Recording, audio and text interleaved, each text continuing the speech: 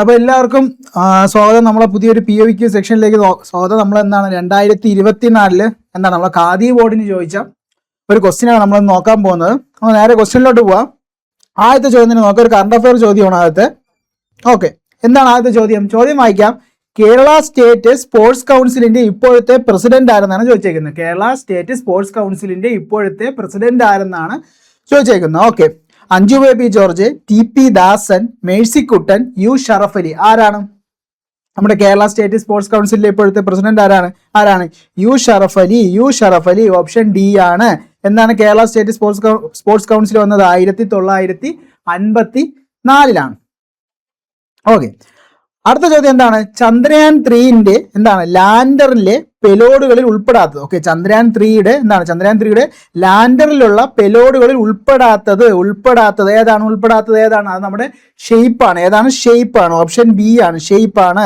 Okay, റാംഫ LB, പിന്നെ chest, പിന്നെ എന്താണ് ഇൽസ, ഇതൊക്കെ എന്താണ് ലാൻഡറിന്റെ പെലോഡിൽ വരുന്നതാണ്. അപ്പൊ ഷേപ്പ് വരുന്നില്ല. ഓക്കെ, അപ്പൊ ഏതാണ് ആൻസർ? ഓപ്ഷൻ ബി ആണ്. ഓക്കെ, ഇവിടെ അടുത്ത എന്താണ്? 2021 എഴുത്തച്ഛൻ പുരസ്കാരം ലഭിച്ചത് ആരാണ്? നമുക്ക് 2021 ചോദിച്ചേക്കുന്നത്. നമുക്ക് 2025 പഠിച്ചാൽ മതി. ഓക്കെ, അപ്പൊ 2021 എഴുത്തച്ഛൻ പുരസ്കാരം ആർക്കാണ് കിട്ടിയത്? P വത്സല. നമ്മളെ നെല്ലൊക്കെ എഴുതിയ നെല്ലെന്ന കൃതിയുടെ രചയിതാവ്. Okay, P Valsala. ഇന്ന് 2025 ആർക്കാണ് ലഭിച്ചത്? 2025 KG ശങ്കരപ്പിള്ള. ഓക്കെ, അപ്പൊ 2025 എഴുത്തച്ഛൻ പുരസ്കാരം കിട്ടിയതാണ് KG ശങ്കരപ്പിള്ള. 5 ലക്ഷം രൂപയാണ്. ആദ്യമായി നൽകി തുടങ്ങിയെന്നാണ് 93 ശൂരനാട് കുഞ്ഞൻപിള്ളയ്ക്കാണ്. ഓക്കെ, അപ്പോൾ 2021 എഴുത്തച്ഛൻ പുരസ്കാരം P വത്സല, അത് അവരുടെ പ്രസിദ്ധമായ ഒരു കൃതിയാണ് നെല്ല്. 2025 എഴുത്തച്ഛൻ പുരസ്കാരം ആർക്കാണ്? KG ശങ്കരപ്പിള്ള. എഴുത്തച്ഛൻ പുരസ്കാരത്തിന്റെ സമ്മാനത്തുക എത്രയാണ്? 5 ലക്ഷം. എന്നാണ് എഴുത്തച്ഛൻ പുരസ്കാരം നൽകി തുടങ്ങിയത്? 93. അടുത്തതിലോട്ട് പോവാം. അടുത്ത ചോദ്യം, നമ്മളെ സ്കൂൾ ടെസ്റ്റിൽ, പഴയ സ്കൂൾ ടെസ്റ്റിൽ കൊടുത്തുള്ള ഒരു ചോദ്യമാണ്. 1.25 കോടി മലയാളികൾ എന്ന ഗ്രന്ഥം രചിച്ചതാരാണ്? 1.25 കോടി മലയാളികൾ എന്ന ഗ്രന്ഥം രചിച്ചതാരാണ്? അത് നമ്മുടെ എന്താണ് ആദ്യത്തെ മുഖ്യമന്ത്രിയായ ആരാണ്? EMS നമ്പൂതിരിപ്പാടാണ്. അപ്പോൾ 1.25 കോടി മലയാളികൾ എന്ന ഗ്രന്ഥം രചിച്ചതാരാണ്? നമ്മുടെ കേരളത്തിന്റെ ആദ്യ മുഖ്യമന്ത്രിയായ EMS നമ്പൂതിരിപ്പാടാണ്. PSC പലതവണ ചോദിച്ച ഒരു ഇമ്പോർട്ടന്റ് ചോദ്യമാണ്, കുറേ തവണ റിപ്പീറ്റ് ചെയ്ത ചോദ്യമാണ്. ഓക്കെ, അടുത്ത എഴുത്തച്ഛൻ പുരസ്കാരമായിട്ട് ബന്ധപ്പെട്ട് തന്നെയാണ്. 2022 എഴുത്തച്ഛൻ പുരസ്കാരം ലഭിച്ച സേതുവിന്റെ കൃതിയിൽ പെടാത്തത്. ഓക്കെ, അപ്പൊ ഉൾപ്പെട്ടതല്ല ചോദിച്ചത്, പെടാത്തതാണ് ചോദിച്ചത്. ഏതാണ് സേതുവിന്റെ കൃതിയിൽ പെടാത്തത്? ഏതാണ്? പേടി സ്വപ്നങ്ങൾ അദ്ദേഹത്തിന്റെ കൃതിയാണ്. അദ്ദേഹത്തിന്റെ കൃതികളാണ്. കൈമുദ്രകൾ അദ്ദേഹത്തിന്റെ കൃതികളാണ്. പിന്നെ അടയാളങ്ങളും അദ്ദേഹത്തിന്റെ കൃതിയാണ്. നിഴലുറങ്ങുന്ന വഴികൾ അദ്ദേഹത്തിന്റെ കൃതിയല്ല. അപ്പൊ നിഴലുറങ്ങുന്ന വഴികൾ ആരാണ്? സേതുവിന്റെ കൃതിയല്ല. അപ്പൊ 5ാമത്തെ ക്വസ്റ്റ്യൻ ആൻസർ ഏതാണ്? ഓപ്ഷൻ സി ആണ്. ഓക്കെ, അടുത്ത എന്താണ്? ഇന്ത്യ ദേശീയ ബഹിരാകാശ ദിനമായി ആചരിക്കാൻ തീരുമാനിച്ച ദിവസം ഏതെന്നാണ്? അപ്പൊ ഇന്ത്യ ദേശീയ ബഹിരാകാശ ദിനമായി ആചരിക്കാൻ തീരുമാനിച്ച ദിവസം ഏതെന്നാണ് ചോദിച്ചേക്കുന്നത്. ഏതാണ്? നമ്മുടെ ചന്ദ്രയാൻ 3യുടെ എന്താണ് വിജയത്തിന്റെ ഭാഗമായിട്ട് നമ്മുടെ കേന്ദ്ര സർക്കാരാണ് എന്നാണ് നമ്മുടെ ദേശീയ ബഹിരാകാശ ദിനമായി ആചരിക്കാൻ തുടങ്ങിയത്. എന്നാണ്? അത് ഓഗസ്റ്റ് 23. ഓഗസ്റ്റ് 23. ഓക്കെ, അപ്പോൾ നമ്മുടെ ഇന്ത്യയുടെ ദേശീയ ബഹിരാകാശ ദിനം എന്നാണ്? ഓഗസ്റ്റ് 23.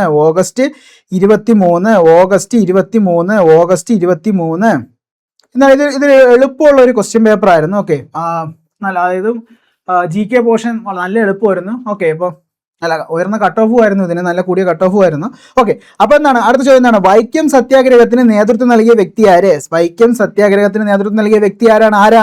ആരാണ്? TK മാധവൻ. എല്ലാവരും അടിക്കുന്ന ഒരു ചോദ്യമാണ്. ഓക്കെ, ബേസ് ചോദ്യമാണ്. ഓക്കെ, നമ്മുടെ 924 എന്താണ് വൈക്കം സത്യാഗ്രഹം നടന്നപ്പോൾ അതിനെന്താണ് നേതൃത്വം നൽകിയത് ആരാണ്? അത് TK മാധവനാണ്. ഓക്കെ, അപ്പൊ 7ാമത്തെ ക്വസ്റ്റ്യൻ ആൻസർ ഏതാണ്? ഓപ്ഷൻ ബി ആണ്. അടുത്തത്, കേരളത്തെ ഭ്രാന്താലയം എന്ന് വിളിച്ച സാമൂഹ്യ പരിഷ്കർത്താവ് ആരാണ്? അപ്പൊ കേരളത്തെ ഭ്രാന്താലയം എന്ന് വിളിച്ച സാമൂഹ്യ പരിഷ്കർത്താവ് ആരാണ്? അതെന്താ, നമുക്ക് ഓപ്ഷൻ പോലും വേണ്ട, ഓപ്ഷൻ ഇല്ലാതെ നിങ്ങൾ അടിക്കുന്ന ഒരു ചോദ്യമാണ്. ഏതാണ്? സ്വാമി വിവേകാനന്ദൻ. ഓക്കെ, അപ്പൊ കേരളത്തെ ഭ്രാന്താലയം എന്ന് വിളിച്ച ആരാണ്? സ്വാമി വിവേകാനന്ദൻ. ഓക്കെ, അടുത്തതാ കേരള ഹിസ്റ്ററി എന്ന ഒരു ബേസ് ചോദ്യം തന്നെയാണ്. തിരുവിതാംകൂറിലെ രാജവാഴ്ചയുടെ അഴിമതികളെയും അനീതികളെയും വെളിച്ചത്ത് കൊണ്ടുവന്ന സ്വദേശാഭിമാനി പത്രത്തിന്റെ സ്ഥാപകൻ ആരെന്നാണ് ചോദിച്ചിരിക്കുന്നത്. സ്ഥാപകൻ ആരാണ്? അത് വക്കം അബ്ദുൽ ഖാദർ മൗലവി. അബ്ദുൽ ഖാദർ മൗലവി. ഓക്കെ, നമ്മൾ ഇപ്പം നോക്കിയ 3 ക്വസ്റ്റ്യൻ എന്താണ്, വളരെ ബേസ് ചോദ്യമാണ്. ഓക്കെ, അപ്പോൾ എന്താണ് തിരുവിതാംകൂറിലെ എന്താണ് രാജവാഴ്ചയുടെ എന്താണ് അഴിമതിയും അവിടുത്തെ സ്വജനപക്ഷപാതത്തിനെതിരെയൊക്കെ എന്താണ് ശബ്ദിച്ച സ്വദേശാഭിമാനി എന്ന പത്രത്തിന്റെ സ്ഥാപകനാരാണ്? അത് വക്കം അബ്ദുൽ ഖാദർ മൗലവിയാണ്. വക്കം അബ്ദുൽ ഖാദർ മൗലവിയാണ്. ഓക്കെ, അടുത്ത ചോദ്യം. അടുത്ത കേരള ഹിസ്റ്ററിയായിട്ട് ബന്ധപ്പെട്ട ചോദ്യമാണ്. കേരളത്തിലെ ആദ്യകാല സാമൂഹ്യ പരിഷ്കർത്താക്കളിൽ ഒരാളായിരുന്ന വൈകുണ്ഠ സ്വാമികളുടെ പ്രവർത്തനങ്ങളിൽ ഉൾപ്പെടാത്തതാണ് വേണ്ടത്. ഓക്കെ, ബ്രിട്ടീഷ് ഭരണത്തെ വെണ്ണീച ഭരണമെന്ന് വിളിച്ചു.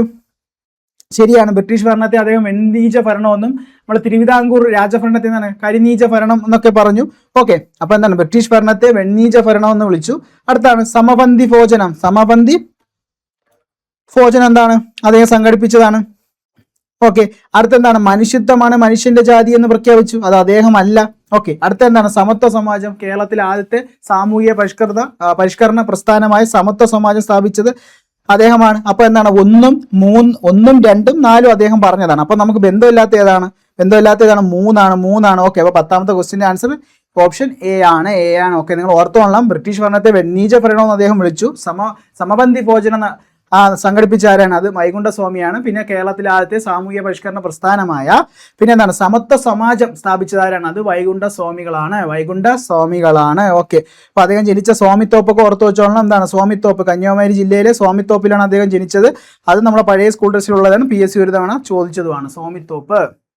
ഓക്കെ, അടുത്ത എന്താണ് ഉപദ്വീപ നദികളിൽ വെച്ച് ഏറ്റവും നീളം കൂടിയ നദി ഏതെന്നാണ്? അപ്പോൾ ഉപദ്വീപ നദികളിൽ വെച്ച് ഏറ്റവും നീളം കൂടിയ നദി ഏതാണ്? ഉപദ്വീപ നദികളിൽ ഏറ്റവും നീളം കൂടിയത് ഏതാണ്? അത് നമ്മുടെ ഗോദാവരിയാണ്. ഗോദാവരി മഹാരാഷ്ട്രയിലെ നാസിക് ജില്ലയിൽ നിന്ന് ഉത്ഭവിക്കുന്ന ഗോദാവരിയാണ് ഉപദ്വീപ നദികളിലാണ് ഏറ്റവും നീളം കൂടിയത്. വൃദ്ധഗംഗ എന്നൊക്കെ അറിയപ്പെടുന്ന ഗോദാവരിയാണ് ഉപദ്വീപ ഇന്ത്യയിൽ ഏറ്റവും നീളം കൂടിയത്. ഓക്കെ, അടുത്ത ചോദ്യത്തിലോട്ട് പോവാം.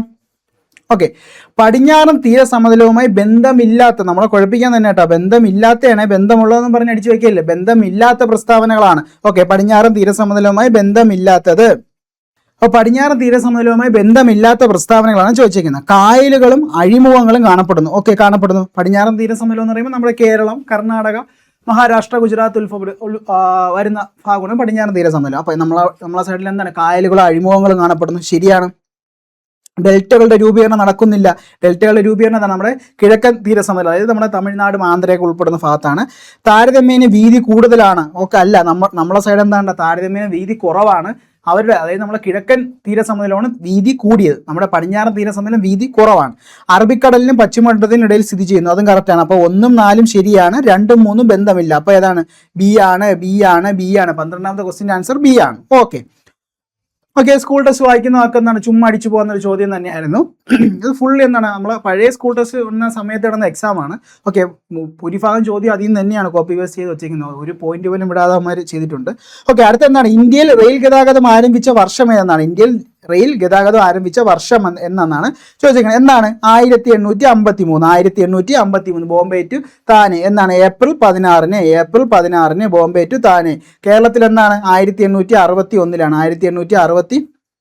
1861 കേരളത്തിൽ വന്നത്. ഓക്കെ, അപ്പൊ ഇന്ത്യയിൽ റെയിൽ ഗതാഗതം ആരംഭിച്ചെന്നാണ് 1853. ഓക്കെ, അടുത്ത എന്താണ് ഇന്ത്യയിലെ ഏറ്റവും വലിയ കൽക്കരിപ്പാടം ഏതാണ്? ഇന്ത്യയിലെ ഏറ്റവും വലിയ കൽക്കരിപ്പാടം ഏതാണ്? ഇന്ത്യയിലെ ഏറ്റവും വലിയ കൽക്കരിപ്പാടം ഏതാണ്? ഇന്ത്യയിലെ ഏറ്റവും വലിയ കൽക്കരിപ്പാടം ഏതാണ്? ഛാറിയാണ്. ഛാറിയ എവിടെയാണ്? ജാർഖണ്ഡ്. അപ്പൊ ഇന്ത്യയിലെ ഏറ്റവും വലിയ കൽക്കരിപ്പാടം ഏതാണ്? ജാർഖണ്ഡ്. ഏറ്റവും വലുതാണ് ചോദിച്ചത്. ജാർഖണ്ഡ്. ഓക്കെ, അടുത്ത ചോദ്യം. 959 ജർമ്മൻ സാങ്കേതിക സഹായത്തോടെ ഇന്ത്യയിൽ സ്ഥാപിക്കപ്പെട്ട ഇരുമ്പുരുക്ക് ശാല ഏതെന്നാണ് ചോദിച്ചേക്കുന്നത്. ഓക്കെ, അപ്പോൾ ജർമ്മനിയുടെ സഹായത്തോടെ സ്ഥാപിച്ച ഇരുമ്പുരുക്ക് ശാല ഏതാണ്? അത് നമ്മുടെ റൂഖേലയാണ്. റൂഖേല. ഫിലായ് ഏതാണ്? ഫിലായ് സോവിയറ്റ് യൂണിയന്റെ സഹായത്തോടെ. ദുർഗാപൂർ UK സഹായത്തോടെ. ബൊക്കാറ ഏതാണ്? സോവിയറ്റ് യൂണിയന്റെ സഹായത്തോടെയാണ്. റൂഖേല എവിടെയാണ്? റൂഖേല ഒഡീഷ. ബൊക്കാറോ ജാർഖണ്ഡ്.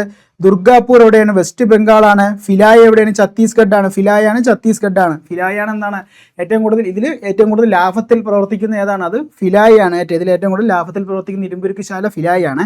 ഓക്കെ, അപ്പം നമ്മുടെ ചോദ്യം എന്താണ്? ജർമ്മൻ സഹായത്തോടെ സ്ഥാപിച്ചത് എവിടെയാണ്? ജർമ്മൻ സഹായത്തോടെ സ്ഥാപിച്ചത് റൂഖേല. റൂഖേല എവിടെയാണ്? ഒഡീഷ. റൂഖേല ഒഡീഷ. റൂഖേല ഒഡീഷ. ഓക്കെ, അടുത്ത ചോദ്യം. കരിമ്പ് ഉൽപാദനത്തിൽ ഒന്നാം സ്ഥാനത്തുള്ള ഇന്ത്യൻ സംസ്ഥാനം ഏതാണ്? കരിമ്പ് ഉൽപാദനത്തിൽ ഒന്നാം സ്ഥാനത്തുള്ള സംസ്ഥാനം ഏതാണ്? കരിമ്പ് ഏതാണ്? അത് നമ്മുടെ ഉത്തർപ്രദേശാണ്. കരിമ്പ് ഉൽപാദനത്തിൽ ഒന്നാം സ്ഥാനത്തുള്ള ഇന്ത്യൻ സംസ്ഥാനം ഏതാണ്? അത് ഉത്തർപ്രദേശാണ്. അടുത്തതാ വീണ്ടും ഒരു ചോദ്യം. നമ്മൾ ഈ ഒരു ഇപ്പോൾ കഴിഞ്ഞ PYQ സെക്ഷനിൽ എന്നാൽ നമ്മൾ പല ക്വസ്റ്റ്യനിലും കണ്ട ചോദ്യം തന്നെയാണ് ഇവിടെ റിപ്പീറ്റ് അടിച്ച് ഇങ്ങനെ വന്നുകൊണ്ടിരിക്കുകയാണ്. കേരളത്തിൽ കൊല്ലം മുതൽ കോട്ടപ്പുറം വരെയുള്ള പശ്ചിമതീര കനാൽ ഏത് ദേശീയ ജലപാതയിൽ ഉൾപ്പെടുന്നു? ഓക്കെ, ഇപ്പോൾ കോട്ടപ്പുറം മാറി എന്നാണ്, കോഴിക്കോട് വരെ ഉണ്ട് കേട്ടോ. ഇത് കോഴിക്കോട് വരെ ഉണ്ട്. സ്കൂൾ ടെസ്റ്റിൽ കോട്ടപ്പുറം എന്നാണ് കൊടുത്തേക്കുന്നത്, അതുകൊണ്ടാണ് ചോദ്യം ഇങ്ങനെ വന്നത്. ഓക്കെ, അപ്പോൾ ഏതാണ് കൊല്ലം മുതൽ കോട്ടപ്പുറം അല്ലെങ്കിൽ കോഴിക്കോട് വരെയുള്ള ദേശീയ ജലപാതയുടെ പേര് ഏതാണ്? അത് NW3 ആണ്. NW3. ഓക്കെ, അപ്പോൾ ആൻസർ ഏതാണ്? NW3 ആണ്. NW3 ബന്ധിപ്പിക്കുന്ന എവിടെയാണ്? കൊല്ലം മുതൽ കോട്ടപ്പുറം അല്ലെങ്കിൽ കോഴിക്കോട് എന്ന് വിളിച്ചു വയ്ക്കുമോ? കൊല്ലം കോഴിക്കോട്. ഓക്കെ, അടുത്ത എന്താണ്? ഇന്ത്യയുമായി വടക്ക് പടിഞ്ഞാറ് അതിർത്തി പങ്കിടുന്ന രാജ്യം ഏതാണ്? ഇന്ത്യയുമായി വടക്ക് പടിഞ്ഞാറൻ അതിർത്തി പങ്കിടുന്ന രാജ്യം ഏതാണ്? അത് അഫ്ഗാനിസ്ഥാനാണ്. അത് ഏതാണ്? അഫ്ഗാനിസ്ഥാനാണ്. ഓക്കെ, അപ്പൊ ഇന്ത്യയുമായി വടക്ക് പടിഞ്ഞാറിന് അതിർത്തി പങ്കിടുന്ന രാജ്യം ഏതാണ്? അത് അഫ്ഗാനിസ്ഥാനാണ്. ഓക്കെ, അടുത്ത എന്താണ്? യങ് ഇന്ത്യ എന്ന പത്രത്തിന്റെ സ്ഥാപകൻ ആരാണ്? Young India, Indian opinion, Navajeevan എന്നിവയൊക്കെ സ്ഥാപിച്ച ആരാണ്? അതാരാണ്? നമ്മുടെ മഹാത്മാഗാന്ധിയാണ്. ഓക്കെ, ഓപ്ഷൻ എ ആണ് ആൻസർ ആയിട്ട് വരുന്നത്. യങ് ഇന്ത്യ സ്ഥാപിച്ചത് ആരാണ്? മഹാത്മാഗാന്ധിയാണ്. അടുത്ത ചോദ്യം. പാരമ്പര്യേതര ഊർജ്ജ സ്രോതസ്സിന്റെ സവിശേഷത അല്ലാത്തത്.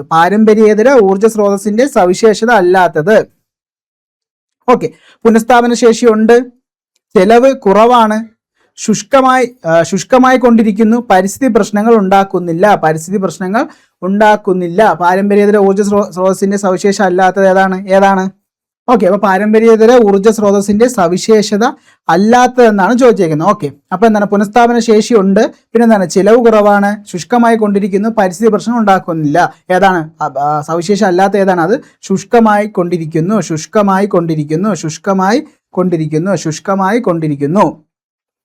ഓക്കെ, ഇന്ത്യൻ ഭരണഘടനയിൽ 6 മുതൽ 14 വരെയുള്ള കുട്ടികൾക്ക് സൗജന്യവും നിർബന്ധിതവുമായ വിദ്യാഭ്യാസം മൗലിക അവകാശമാണ്. ഭരണഘടനയുടെ ഏത് അനുച്ഛേദത്തിലാണ് ഇതിനെപ്പറ്റി പറയുന്നത്? ഓക്കെ, ഏത് അനുച്ഛേദത്തിലാണ്? ഏതാണ് നമ്മുടെ ഏറ്റവും ഇമ്പോർട്ടൻ്റ് ആയിട്ടുള്ള ഏതാണ്? Article 21A. ആർട്ടിക്കിൾ 21Aയിലാണ് 6 മുതൽ 14 വയസ്സ് വരെയുള്ള കുട്ടികൾക്ക് സൗജന്യവും നിർബന്ധിതവുമായ വിദ്യാഭ്യാസം മൗലിക അവകാശമാണെന്ന് പറയുന്നത്. അപ്പോൾ ആർട്ടിക്കിൾ 21A ആണ്. ഓക്കെ, അടുത്ത എന്താണ്? ഇന്ത്യൻ ഭരണഘടനയിൽ മൗലിക കർത്തവ്യങ്ങളെ കുറിച്ച് പ്രതിപാദിക്കുന്ന ഭാഗം ഏതെന്നാണ്? ഏതാണ് ആ ഭാഗം? ഏതാണ് നമ്മുടെ ഭാഗം 4A. ഭാഗം 4A നമ്മുടെ ആർട്ടിക്കിൾ 51 ക്ലോസ് A മുതൽ പറയുന്ന മൗലിക കർത്തവ്യങ്ങളാണ് പറയുന്നത്. ഓക്കെ, അപ്പോൾ ഇന്ത്യൻ ഭരണഘടനയിൽ മൗലിക കർത്തവ്യങ്ങളെ കുറിച്ച് പ്രതിപാദിക്കുന്ന ഭാഗം ഏതാണ്? ഭാഗം 4A. ആർട്ടിക്കിൾ 51 ക്ലോസ് A മുതൽ ആരംഭിക്കുന്ന നമ്മുടെ മൗലിക കർത്തവ്യങ്ങൾ 11 മൗലിക കർത്തവ്യങ്ങൾ. അപ്പൊ ദേശീയ ഗാനമായ ജനഗണമന രചിച്ചതാരാണ്? നമ്മുടെ രവീന്ദ്രനാഥ് ടാഗോർ. ഓക്കെ, എളുപ്പമുള്ള ചോദ്യമാണ്. ഓക്കെ, അടുത്ത ദേശീയ ഗീതമായ വന്ദേ മാതരം ആദ്യമായി പാടിയത് ഇന്ത്യൻ നാഷണൽ കോൺഗ്രസിന്റെ ഏത് സമ്മേളനത്തിലാണ്? ഏത് സമ്മേളനമാണ് അത്? അത് നമ്മുടെ ഏതാണ്ടാ? കൊൽക്കത്ത സമ്മേളനം 1896 കൊൽക്കത്ത സമ്മേളനത്തിൽ അന്നത്തെ INC പ്രസിഡന്റ് ആരാണ്? പ്രസിഡന്റാണ് റഹ്മത്തുള്ള സയാനിയാണ് അന്നത്തെ INC പ്രസിഡന്റ്. ഓക്കെ, അപ്പൊ 1896 കൊൽക്കത്ത സമ്മേളനത്തിലാണ് എന്താണ് നമ്മുടെ വന്ദേ മാതരം ആദ്യമേ ആലപിച്ചത്. 1896. ഓക്കെ, ദേശീയ പതാകയുടെ നീളവും വീതിയും തമ്മിലുള്ള അനുപാതം എത്രയാണ്? ഒരുപാട് പേര് തെറ്റിക്കുന്നതാണ്. എന്താണ് അതാ ഈ ഒരു സിയും ഡിയും തമ്മിൽ തിരിഞ്ഞു പോകും. നമ്മൾ ചോദിച്ചത് എന്താണ്? നീളവും വീതിയും തമ്മിലാണ്. നീളവും വീതിയും എത്രയാണ്? നീളവും വീതിയുള്ള അനുപാതം എത്രയാണ്? അത് 3:2 ആണ്.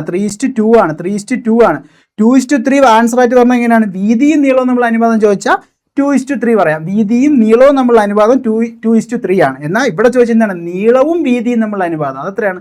3:2. അപ്പോൾ ആൻസർ ഏതാണ്? 3:2. അത് ഓർത്തോളം, നീളവും വീതിയും തമ്മിലുള്ള അനുപാതമാണ് 3:2. ഓക്കെ, അടുത്ത ചോദ്യം.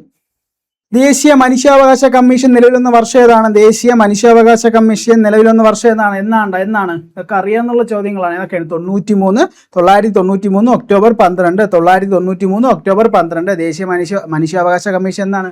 993 ഒക്ടോബർ 12. 993 ഒക്ടോബർ 12. ഓക്കെ. അപ്പോൾ ദേശീയ മനുഷ്യാവകാശ കമ്മീഷനിലെ നമ്മുടെ നിലവിലെ ചെയർമാൻ ആരാണ്? ആരാണ്? വി രാമസുബ്രഹ്മണ്യം. വി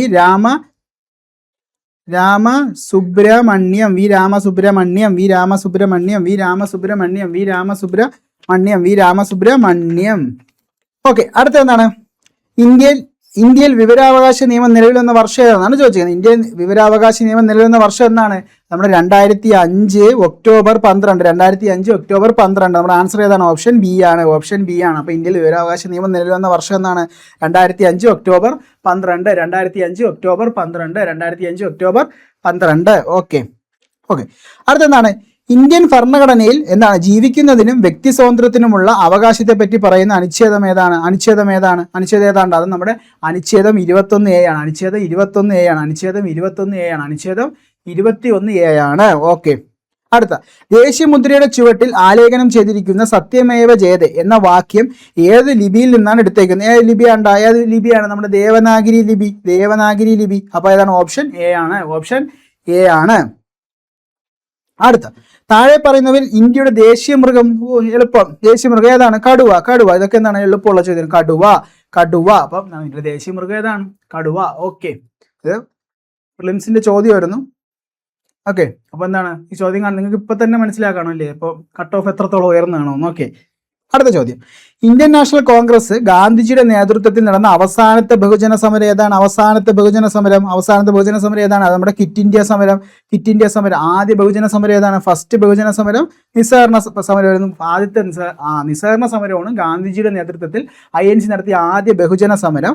അവസാനത്തെ ബഹുജന സമരം ഏതാണ് ഗാന്ധിജിയുടെ നേതൃത്വത്തിൽ? അത് ക്വിറ്റ് ഇന്ത്യ സമരമാണ്. ആൻസർ സി ആണ്. ഓക്കെ. ഇന്ത്യൻ സ്വാതന്ത്ര്യ സമര ചരിത്രത്തിലെ ഗോത്ര കലാപങ്ങളിലെ കുറച്ച് കലാപത്തിന് നേതൃത്വം നൽകിയ ആരാണ്? 1812 കുറച്ച് കലാപത്തിന് ആരാണ്? രാമനമ്പി.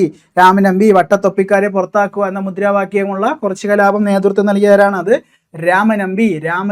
രാമനമ്പി. അടുത്ത, ദേശീയ കാഴ്ചപ്പാടോട് കൂടി പത്രങ്ങൾക്ക് തുടക്കം കുറിച്ച വ്യക്തി ആരാണ്? അത് രാജാറാം മോഹൻ റോയ്. ഈ ഒരു ദേശീയ കാഴ്ചപ്പാടോടുകൂടി പത്രങ്ങൾക്ക് തുടക്കം കുറിച്ച എന്ന് പറയുന്ന ഒരു സെന്റൻസ് നമ്മുടെ പഴയ സ്കൂൾ ടെക്സ്റ്റിൽ അതുപോലെ എടുത്ത് വെച്ചിരിക്കുകയാണ്. ഓക്കെ. അപ്പോൾ ദേശീയ കാഴ്ചപ്പാടോട് കൂടിയ പത്രങ്ങൾക്ക് തുടക്കം കുറിച്ച വ്യക്തി ആരാണ്? രാജാറാം മോഹൻ റോയ്. ഓക്കെ. അടുത്ത ചോദ്യത്തിലോട്ട് പോവാം. 2020 മുതൽ ഇന്ത്യ അധ്യക്ഷ സ്ഥാനം വഹിച്ച G20. ഓക്കെ. 2024 അധ്യക്ഷ സ്ഥാനം വഹിക്കാൻ പോകുന്ന രാജ്യം ഏത്? അപ്പൊ G20 2024 അധ്യക്ഷ വഹിച്ച ആരാണ്? 2024 ആരാണ്? അത് ബ്രസീൽ. ഓക്കെ. അന്തർദേശീയ സാഹോദര്യത്തിന് ഊന്നൽ നൽകാൻ ലക്ഷ്യമിട്ട് രവീന്ദ്രനാഥ് ടാഗോർ സ്ഥാപിച്ച സർവകലാശാല ഏതാണ്? അത് വിശ്വഭാരതി സർവകലാശാല. ഓക്കെ. അന്തർദേശീയ സാഹോദര്യത്തിന് ഊന്നൽ നൽകിക്കൊണ്ട് നമ്മുടെ ടാഗോർ സ്ഥാപിച്ച യൂണിവേഴ്സിറ്റി ഏതാണ്? അത് വിശ്വഭാരതി യൂണിവേഴ്സിറ്റിയാണ്. ഓക്കെ. അടുത്ത എന്താണ്? ജാലിയൻ വാലാബാഗ് കൂട്ടക്കൊല നടന്ന വർഷം ഏതാണ്? ജാലിയൻ വാലാബാഗ് എന്നാണ്?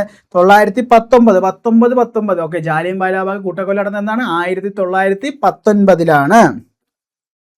അടുത്ത എന്താണ്? ബ്രിട്ടീഷ് കാലഘട്ടത്തിൽ ഇന്ത്യൻ സമ്പദ് വ്യവസ്ഥയിൽ ഉണ്ടാകുന്ന തകർച്ചയെ വെളിപ്പെടുത്തുന്ന ചോർച്ചാ സിദ്ധാന്തം ആരാണ് രചിച്ചത്? ചോർച്ചാ സിദ്ധാന്തം അത് ദാദാഭായ് നവറോജി. ഓക്കെ. സാരേ ജഹാം സെ അച്ഛ ഹിന്ദുസ്ഥാൻ ഹമാര എന്ന ഗാനം രചിച്ചതാരാണ്? ഇതൊക്കെ എളുപ്പം. ഏതാണ്? നമ്മുടെ മുഹമ്മദ് ഇക്ബാൽ ആണ്. അല്ലാമ മുഹമ്മദ് ഇക്ബാൽ. ഓക്കെ. അല്ലാമ മുഹമ്മദ് ഇക്ബാൽ ആണ്. ഓക്കെ. അടുത്ത എന്താണ്? സ്വതന്ത്രാനന്തര ഇന്ത്യയുടെ സാമ്പത്തികമായി ആധുനികവൽക്കരണത്തിൽ സുപ്രധാന പങ്ക് വഹിച്ച ഏറ്റവും വലിയ വിവിധോദ്ദേശ നദീതട പദ്ധതി ഏതെന്നാണ് ചോദിച്ചേക്കുന്നത്. ഏതാണ്? നമ്മുടെ ഫഗ്രാനങ്കലാണ് ആൻസർ ആയിട്ട് വരുന്നത്. ഓക്കെ.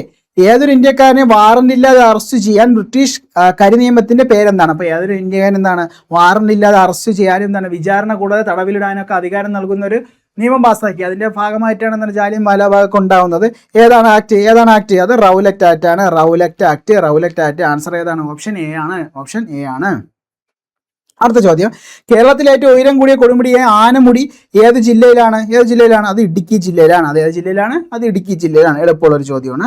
രാജ്യസഭയിലേക്ക് നാമനിർദ്ദേശം ചെയ്യപ്പെട്ട ആദ്യ മലയാളിയായ വനിതാ കായിക താരം ആരാണ്? നമ്മുടെ ഇപ്പോഴത്തെ ഇന്ത്യൻ ഒളിമ്പിക് അസോസിയേഷന്റെ പ്രസിഡന്റ് ആയിരുന്ന ആരാണ്? PT ഉഷയാണ്. ഓക്കെ, അടുത്ത കൊച്ചി മെട്രോ നിലവിൽ വന്ന വർഷം എന്നാണ്? അത് 2017 കൊച്ചി മെട്രോ നിലവിൽ വന്ന വർഷം ഏതാണ്? അത് 2017 ആദ്യമായി മെട്രോ നഗരം ഏതാണ് നമ്മുടെ രാജ്യത്തെ? അത് കൊൽക്കത്ത. അണ്ടർ വാട്ടർ മെട്രോ ഒക്കെ എവിടെയാണ്? അത് കൊൽക്കത്തയിലാണ്. കേരളത്തിലെ നദികളെ കിഴക്കോട്ട് ഒഴുകുന്ന നദി ഏതാണ്? കിഴക്കോട്ട് ഒഴുകുന്ന കബനി, ഭവാനി, പിന്നെ പാമ്പാർ ഏതാണ്? നമ്മുടെ ഓപ്ഷൻ ബി ആണ്, പാമ്പാർ. കിഴക്കോട്ട് ഒഴുകുന്ന 3 നദികളിൽ ഒന്നാണ് പാമ്പാർ. അപ്പൊ ഏതാണ് ഇവിടെ ആൻസർ? പാമ്പാർ. ഓപ്ഷൻ ബി ആണ്. അടുത്ത ചോദ്യം, പൊന്നാനി തുറമുഖം ഏത് നദിയുടെ അഴിമുഖത്ത് സ്ഥിതി ചെയ്യുന്ന മത്സ്യബന്ധന തുറമുഖമാണ്? ഏത് നദിയാണ് പൊന്നാനി തുറമുഖം ഏത് നദിയുടെ അഴിമുഖത്തിലാണ് സ്ഥിതി ചെയ്യുന്നത്? അത് ഭാരതപ്പുഴ. അപ്പൊ ആൻസർ ഏതാണ്? ഓപ്ഷൻ സി ആണ്. ഓക്കെ, അടുത്ത 2022 നമ്മളെ കേരള സ്റ്റേറ്റ് അവാർഡിനെ പറ്റിയാണ്. 2022 മികച്ച പിന്നണി ഗായികയ്ക്കുള്ള ദേശീയ പുരസ്കാരം നേടിയ വനിത ആരാണ്? നമ്മുടെ അയ്യപ്പനും കോശിയിലെ പാട്ടൊക്കെ പാടിയ നഞ്ചിയമ്മ. അടുത്ത, കേരളത്തിലെ ആധുനിക വ്യവസായങ്ങളുടെ വളർച്ചയെ ത്വരിതപ്പെടുത്തിയ പള്ളിവാസൽ ജലവൈദ്യുത പദ്ധതി ഏത് ജില്ലയിലാണ്? നമ്മുടെ ഇടുക്കി ജില്ലയിലാണ്. മുതിരപ്പുഴ ഇടുക്കി ജില്ലയിലാണ്. പള്ളിവാസൽ ജലവൈദ്യുത പദ്ധതി ഏത് ജില്ലയിലാണ്? അത് ഇടുക്കി ജില്ലയിലാണ്. അതൊരു എളുപ്പമുള്ളൊരു ചോദ്യമാണ്. അടുത്ത, വംശനാശം സംഭവിച്ചുകൊണ്ടിരിക്കുന്ന വരയാടുകളെ സംരക്ഷിക്കുന്ന കേരളത്തിലെ ദേശീയോദ്യാനം ഏതാണ്? നമ്മുടെ ഇരവികുളം. വരയാടുകളെ കാണണമെങ്കിൽ ഇരവികുളത്ത് പോകണം. ഇടുക്കി ജില്ലയിലെ ഇരവികുളം. അടുത്ത, കേരളത്തിലെ ഏറ്റവും വലിയ കായൽ ഏതാണ്? Very easy question. വേമ്പനാട്ട് കായൽ. കേരളത്തിലെ ഏറ്റവും വലിയ കായൽ വേമ്പനാട്ട് കായൽ. കേരളത്തിന്റെ സ്വപ്ന പദ്ധതിയായ വിഴിഞ്ഞം തുറമുഖം ഏത് താലൂക്കിലാണ്? അന്ന് കുറച്ചു പേരെ കുഴപ്പിച്ചൊരു ചോദ്യമായിരുന്നു. ഏത് താലൂക്കിലാണ് വിഴിഞ്ഞം തുറമുഖം? നമ്മുടെ നെയ്യാറ്റിൻകര താലൂക്കിലാണ്. അപ്പൊ വിഴിഞ്ഞം തുറമുഖം ഏത് താലൂക്കിലാണ്? നെയ്യാറ്റിൻകര താലൂക്കിലാണ്. ഓക്കെ, സാധുജന പരിപാലന സംഘം രൂപീകരിച്ചത് ആരാണ്? നമ്മുടെ അയ്യൻകാളിയാണ്. മഹാത്മാ അയ്യൻകാളിയാണ്. നമ്മുടെ സാധുജന പരിപാലന സംഘം രൂപീകരിച്ചത് ആരാണ്? അയ്യൻകാളിയാണ്. ഓക്കെ, 1888 ശ്രീനാരായണ ഗുരു ശിവപ്രതിഷ്ഠ നടത്തിയ സ്ഥലം ഏതാണ്? 1888 ശ്രീനാരായണ ഗുരു ശിവപ്രതിഷ്ഠ നടത്തിയ സ്ഥലം എവിടെയാണ്? അത് അരുവിപ്പുറം. ഒന്നെങ്കിൽ തിരിച്ചും ചോദിക്കും, ഏത് വർഷമാണ് ശ്രീനാരായണ ഗുരു ശിവപ്രതിഷ്ഠ നടത്തിയെന്ന് ചോദിക്കും. പിന്നെ ഒന്നെങ്കിൽ സ്ഥലം എവിടെയെന്ന് ചോദിക്കും. ഈ ഒരു ചോദ്യം തന്നെ തിരിച്ചും മറിച്ചും PSC പലതവണ ചോദിച്ചിട്ടുള്ളതാണ്. അപ്പോൾ ശിവപ്രതിഷ്ഠ എവിടെയാണ് നടത്തിയത്? അരുവിപ്പുറം. 1888. കേരളത്തിൽ ബ്രിട്ടീഷുകാർക്കെതിരെ നടന്ന ആദ്യ സംഘടിത കലാപം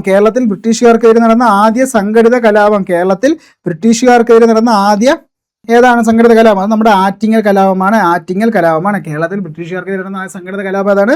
ആറ്റിങ്ങൽ കലാപം.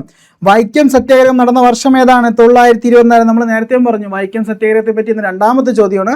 വൈക്കം സത്യാഗ്രഹം നടന്ന വർഷം എന്താണ്? 924. പിന്നെ ഇതുമായിട്ട് ബന്ധപ്പെട്ട സവർണ ജാഥയും എന്താണ്? ഈശ്വരി ഇഷ്ടപ്പെട്ട ഒരു ചോദ്യമാണ്. വൈക്കം സത്യാഗ്രഹമായിട്ട് ബന്ധപ്പെട്ട മന്നത്ത് പത്മനാഭന്റെ സവർണ ജാഥ. ഓക്കെ, അടുത്ത തീവ്ര സമുദായത്തിലെ അവകാശങ്ങൾ സംരക്ഷിക്കാൻ വേണ്ടി പണ്ഡിറ്റ് കറുപ്പൻ നേതൃത്വം നൽകിയ പ്രസ്ഥാനം ഏതാണ്? തീവ്ര സമുദായത്തിന് ഏതാണ്? നമ്മുടെ അരയ സമാജം. ഓക്കെ, അപ്പൊ അരയ സമാജം സ്ഥാപിച്ചതാരാണ്? പണ്ഡിറ്റ് കറുപ്പൻ. അരയ സമാജം പണ്ഡിറ്റ് കറുപ്പൻ. ഓക്കെ, അപ്പൊ അരയ സമാജം പണ്ഡിറ്റ് കറുപ്പനാണ് സ്ഥാപിച്ചത്. ഓക്കെ, അടുത്ത ചോദ്യം, കേരളത്തിൽ ബ്രിട്ടീഷുകാർ നിർമ്മിച്ച ആദ്യ റെയിൽപാത ഏതാണ്? നമ്മൾ നേരത്തെ പറഞ്ഞു 1861 ഏതാണ്? ബേപ്പൂർ തൊട്ട് തിരൂർ വരെ. അപ്പൊ 56ാമത്തെ ക്വസ്റ്റ്യൻ ആൻസർ ഏതാണ്? ഓപ്ഷൻ ബി ആണ്. പയ്യന്നൂർ ഉപ്പ് സത്യാഗ്രഹത്തിന് നേതൃത്വം നൽകിയത് ആരാണ്? പയ്യന്നൂരിൽ ഉപ്പ് സത്യാഗ്രഹത്തിന് നേതൃത്വം നൽകിയതാണ്. അത് നമ്മുടെ കേരള ഗാന്ധിയായ കെ കേളപ്പനാണ്. അപ്പൊ പയ്യന്നൂരിൽ ഉപ്പ് സത്യാഗ്രഹത്തിന് നേതൃത്വം നൽകിയത് ആരാണ്? അത് കെ കേളപ്പൻ. കേരളത്തിൽ ആദ്യമായി രൂപം കൊണ്ട സ്വകാര്യ ബാങ്ക് ഏതാണ്? അപ്പു നെടുങ്ങാടിയുടെ നെടുങ്ങാടി ബാങ്ക്. നമ്മുടെ PNB പഞ്ചാബ് നാഷണൽ ബാങ്കിൽ ലയിച്ച നെടുങ്ങാടി ബാങ്കാണ് കേരളത്തിൽ ആദ്യത്തെ സ്വകാര്യ ബാങ്ക്. ആര് സ്ഥാപിച്ചു? അപ്പു നെടുങ്ങാടി സ്ഥാപിച്ച നെടുങ്ങാടി ബാങ്ക്. ഓക്കെ, അടുത്ത 2024 ഒളിമ്പിക്സിന് വേദിയാകുന്ന നഗരം ഏതാണ്? നമ്മുടെ പാരീസ്. ഓക്കെ, നമ്മൾ കഴിഞ്ഞു, ഒളിമ്പിക്സ് കഴിഞ്ഞു. ഒളിമ്പിക്സും പഠിച്ചു വെക്കണം കേട്ടോ. അടുത്ത ഒളിമ്പിക്സ് പറഞ്ഞവരെന്താണ്, അതൊരു പോയിന്റ് ആണ്. ഓക്കെ, അപ്പോൾ 2024 നടന്ന എന്താണ് നമ്മളെ കഴിഞ്ഞ ഒളിമ്പിക്സ് എവിടെയാണ്? നമ്മൾ പാരീസിൽ വെച്ചാണ് നടന്നത്. പാരീസ് ഒളിമ്പിക്സിലാണ് നടന്നത്. ഓക്കെ, പ്രശസ്തമായ നാടകമായ അടുക്കളയിൽ നിന്ന് അരങ്ങത്തേക്ക് എന്ന കൃതിയുടെ കർത്താവ് ആരാണ്? അടുക്കളയിൽ നിന്ന് അരങ്ങത്തേക്ക് ആരാണ്? അത് വി ടി ഭട്ടതിരിപ്പാട്. താഴെ തന്നിരിക്കുന്ന ജീവകങ്ങളെ സംബന്ധിച്ച് തെറ്റായ പ്രസ്താവന.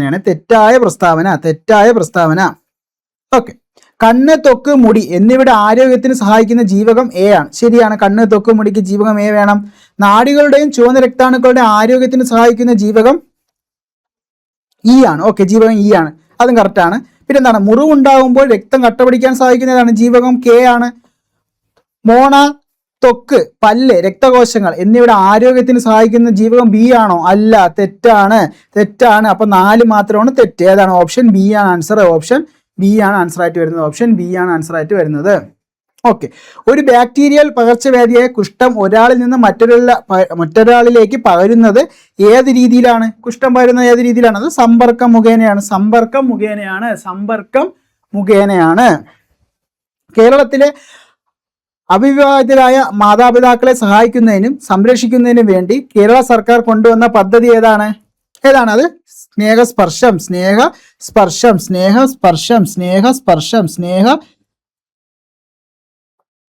സ്നേഹസ്പർശം. ഓക്കെ, രോഗാണുക്കളെ വിഴുങ്ങി നശിപ്പിക്കുന്ന പ്രവർത്തനമാണ് ഫാഗോസൈറ്റോസിസ്. ഈ പ്രവർത്തനം നടത്തുന്ന മനുഷ്യ രക്തത്തിലെ ശ്വേതരക്താണുക്കൾ ആരാണ്? അത് ഫാഗോസൈറ്റോസിസ് എന്ന് പറയുന്നത് വിഴുങ്ങി നശിപ്പിക്കുക, രോഗാണുക്കളെ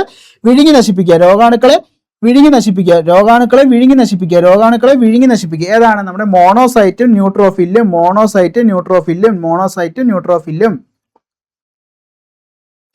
പയർ ചെടിയുടെ സങ്കര ഇനം ഏതാണ്? അടുത്ത ചോദ്യം എന്താണ്? പയർ ചെടിയുടെ സങ്കര ഇനം ഏതെന്നാണ് ചോദിച്ചിരിക്കുന്നത്. പയർ ചെടിയുടെ സങ്കര ഇനം ഏതാണ്? അനാമികയാണോ, ഹരിതയാണോ, അനഘയാണോ, ഭാഗ്യലക്ഷ്മിയാണോ? ഭാഗ്യലക്ഷ്മി. പയർ ചെടിയുടെ സങ്കര ഇനം ഏതാണ്? ഭാഗ്യലക്ഷ്മി. ഓക്കെ, അടുത്ത എന്താണ്? വനവിഭവം അല്ലാത്തത് ഏത്? താഴെ പറഞ്ഞതിൽ വനവിഭവം ഏതാണ്? വനവിഭവം അല്ലാത്തത്, നമുക്ക് വനത്തിൽ നിന്ന് ലഭിക്കാത്ത ഏതാണ്? അത് നമ്മൾ മണ്ണെണ്ണയാണ്. ക്രൂഡ് ഓയിലിൽ നിന്നൊക്കെ വേർതിരിച്ചെടുക്കുന്നതിന് മണ്ണെണ്ണ. ഓക്കെ, അപ്പോൾ എന്താണ് വനവിഭവം അല്ലാത്ത ഏതാണ്? മണ്ണെണ്ണയാണ്. ഓക്കെ, അമ്ലമഴയ്ക്ക് കാരണമായ വാതകം ഏതെന്നാണ് ചോദിച്ചിരിക്കുന്നത്. അമ്ലമഴയ്ക്ക് കാരണമാകുന്ന വാതകം ഏതെന്നാണ് ചോദിച്ചിരിക്കുന്നത്. ഓക്കെ, ഏതാണ്? നമ്മുടെ സൾഫർ ഡൈ ഓക്സൈഡ് ആണ്. ഏറ്റവും കൂടുതൽ ചണം ഉൽപ്പാദിപ്പിക്കുന്ന രാജ്യം നമ്മുടെ PSC എന്നാണ്ടാ ക്യാൻസൽ ചെയ്തൊരു ചോദ്യമാണ്. ഏറ്റവും കൂടുതൽ ചണം ഉൽപ്പാദിപ്പിക്കുന്ന രാജ്യം. ഓക്കെ, അടുത്ത ശുദ്ധജലത്തിന്റെ എത്ര pH ആണ്? ശുദ്ധജലത്തിന്റെ pH മൂല്യം എത്രയാണ്? ശുദ്ധജലത്തിന്റെ pH മൂല്യം എത്രയാണ്? അത് 7 ആണ്. ശുദ്ധജലത്തിന്റെ 7 ആണ്. ആറ്റത്തിന്റെ സൗരയൂഥ മാതൃക ആരുടെ സംഭാവനയാണ്? ഓക്കെ, ആറ്റത്തിന്റെ സൗരയൂഥ മാതൃക ആരുടെയാണ്? നമ്മുടെ ഏണസ്റ്റ് റൂദർഫോർഡിന്റെയാണ്. നമ്മുടെ ന്യൂക്ലിയസും നമ്മുടെ പ്രോട്ടോണും കണ്ടെത്തി ഏണസ്റ്റ് റൂദർഫോർഡാണ് സൗരയൂഥ മാതൃക ആദ്യമായി കൊണ്ടുവന്നത്. ഓക്കെ, അടുത്തെന്താണ്? കലാമിൻ ഏത് ലോകത്തിന്റെ അയിരാണ്? കലാമിൻ ഏത് ലോകത്തിന്റെയാണോ? അത് നമ്മുടെ സിങ്കിന്റെയാണ്. കലാമിൻ എന്താണ്? സിങ്ക് എന്ന് പറയുന്ന ലോകത്തിന്റെ അയിരാണ് കലാമിൻ എന്ന് പറയുന്നത്.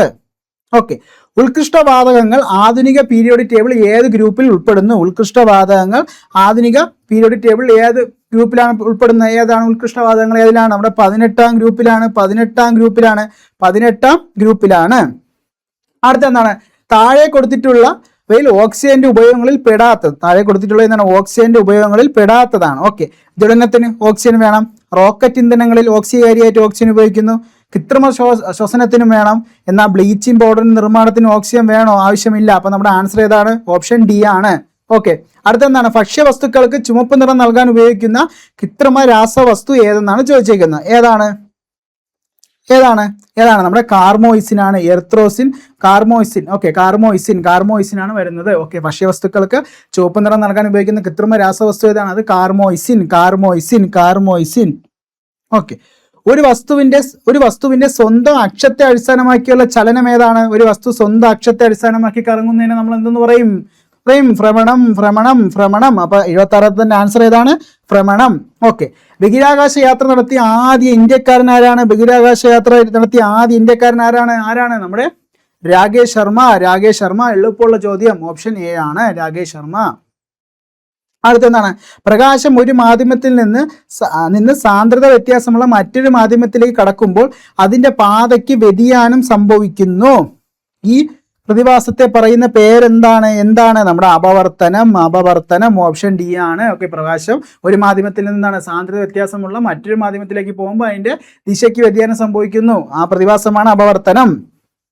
ചുവടെ നൽകിയിരിക്കുന്നവയിൽ താപപ്രേഷണ രീതി ഉൾപ്പെടാത്തത്. ഓക്കെ, ചുവടെ തന്നിരിക്കുന്നവയിൽ എന്താണ് താപപ്രേഷണ രീതിയിൽ ഉൾപ്പെടാത്തത് എന്നാണ് ചോദിച്ചേക്കുന്നത്. ഏതാണ്? ചാലനം താപപ്രേഷണ രീതിയാണ്. സംവഹനവും വരുന്നുണ്ട്, വികിരണവും വരുന്നുണ്ട്. അപ്പൊ എന്താണ്? ബാഷ്പീകരണം വരുന്നില്ല. അപ്പൊ ആൻസർ ഏതാണ്? ഓപ്ഷൻ സി ആണ്. ഓക്കെ, നമുക്ക് എന്താണ് അടുത്ത ചോദ്യത്തിലോട്ട് പോവാം. പാരമ്പര്യേതര ഊർജ്ജ സ്രോതസ്സിന് ഉദാഹരണം ഏതെന്നാണ്? പാരമ്പര്യേതര ഊർജ്ജ സ്രോതസ്സിന് ഉദാഹരണം ഏതാണ്? ഓക്കെ, പാരമ്പര്യേതര ഊർജ്ജ സ്രോതസ് ഏതെന്ന് നമുക്ക് നോക്കാം. പാരമ്പര്യേതര ഊർജ്ജ സ്രോതസ് ഒന്നാമത്തെ എന്താണ്? കാറ്റ് പാരമ്പര്യേതര ഊർജ്ജ സ്രോതസ്സാണ്. തിരമാല പാരമ്പര്യേതര ഊർജ്ജ സ്രോതസ്സാണ്.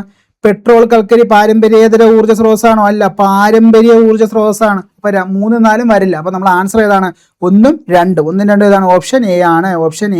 അപ്പൊ ആൻസർ ഏതാണ്? 80ാമത്തെ ക്വസ്റ്റിന്റെ ആൻസർ ഏതാണ്? Option A. ഓക്കെ, അപ്പൊ നമ്മളെ ഖാദി ബോർഡിന് വേണ്ടി നടത്തിയൊരു പ്രിലിമിനറി എക്സാമിന്റെ എന്താണ് ക്വസ്റ്റിന്റെ 80 GK ആണ് നമ്മൾ നോക്കിയത്. അന്ന് അത്യാവശ്യം നല്ല എളുപ്പമുള്ള ഒരു ചോദ്യമായിരുന്നു. അതെന്താണ് ഈ ഒരു സ്റ്റേജ് എഴുതിയവർക്ക് എന്താണ് നല്ലപോലെ സ്കോർ ചെയ്യാൻ പറ്റും. കാരണം എന്താണ് സ്റ്റേറ്റ്മെന്റ് ചോദ്യം കുറവായിരുന്നു. അപ്പോൾ നിങ്ങൾ എന്താണ് നിങ്ങൾക്ക് കിട്ടുന്ന മാക്സിമം കിട്ടുന്ന PYQ ചെയ്ത് വർക്കൗട്ട് ചെയ്ത് പോവാം. ഓക്കെ, അപ്പോൾ നിങ്ങൾക്ക് മനസ്സിലാവും ഏതൊക്കെ മേഖലയിൽ നിന്നാണ് ചോദ്യം വരുന്നതെന്ന് മനസ്സിലാവും. ഓക്കെ, അപ്പോൾ എല്ലാവരും നന്നായിട്ട് പഠിക്കാം. നമുക്ക് അടുത്തൊരു ക്വസ്റ്റ്യൻ ആയിട്ട് കാണാം. ബൈ.